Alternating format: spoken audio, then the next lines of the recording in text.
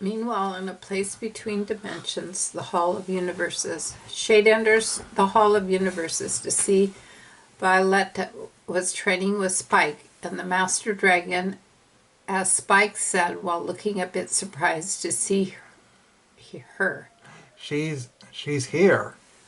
I've come to talk about his possible return, said Shade, who got Violet's attention with the tone which she used.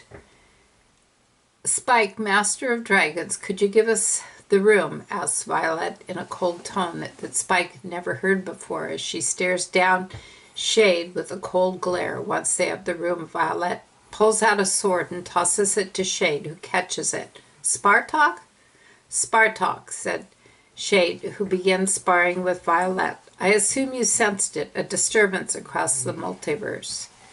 Bigger than the one you caused with the Eclipse mess? Asked Violet as they clashed blades with some bitterness in her voice.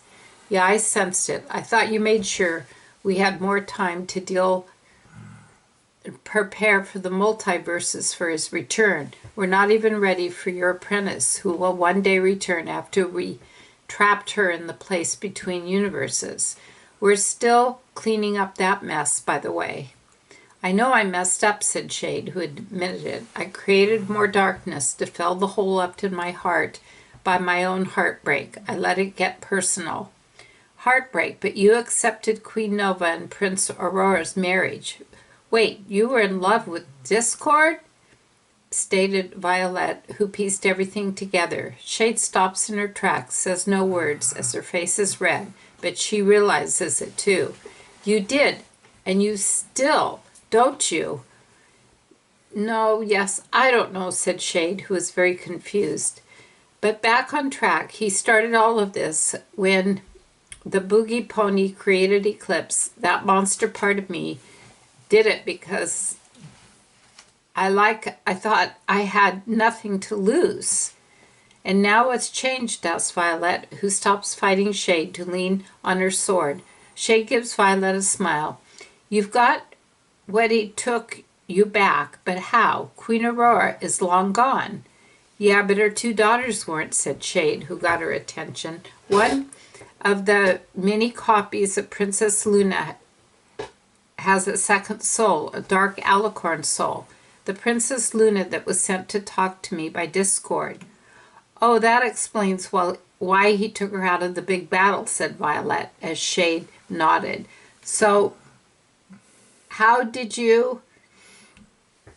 Oh, it turns out he found an old spell that can split alter egos and give them their own body. Luna agreed to give Nightmare Moon her own, said Shade, who got her curious. I know it's a big leap for her to give up that part of her past, her dark personality, but I think this could be the turning point if he returns sooner than any of us expected.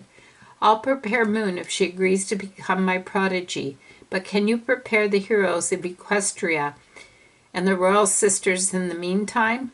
Violet closes her eyes to give it a deep thought before saying, as she opens them, fine, but you do know you have a lot of mess to clean up. Tulestia may be free of Eclipse's rule, but Eclipse and Talon are still on the loose in their copy of the map of the multiverse. I will prepare them for what is coming, but this is not going to be easy. I know, and thank you for hearing me out, said Shade, before heading back to Tartarus. Violet turned her head to join Spike and Master Dragon for tea when she turns back to where the portal to Tartarus once was, as she smirks to herself. Well, it looks like a spark of goodness within you is finally recognized. Don't blow it this time, Shade.